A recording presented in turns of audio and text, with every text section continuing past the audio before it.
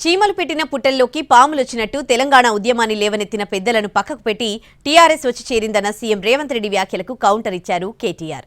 భట్టి శ్రీధర్ బాబు, పొన్నం వంటి నాయకులు కాంగ్రెస్ ను నడిపితే ఇప్పుడొచ్చి సీఎం అయ్యింది ఎవరు అంటూ పరోక్షంగా రేవంత్ రెడ్డిని విమర్శించారు కేటీఆర్. కాబట్టి ఈరోజు వీళ్ళందరూ ఏ పాలకుల గురించి మాట్లాడుతున్నారు, ఆ పాలకులు ఇప్పుడు మాట్లాడుతున్న పెద్దలు ఎట్లెమ్మెల్యేనరు?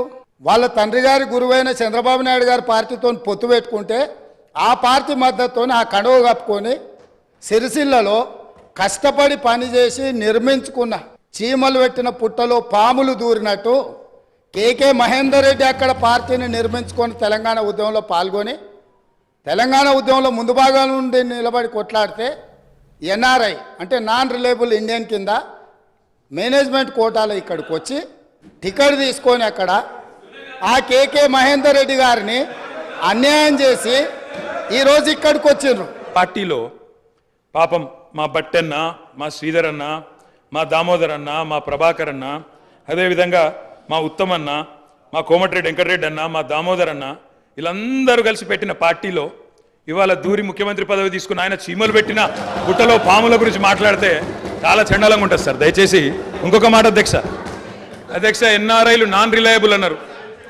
అధ్యక్ష ఎన్ఆర్ఐలు నాన్ రిలయబుల్ ఇండియన్స్ అన్నారు.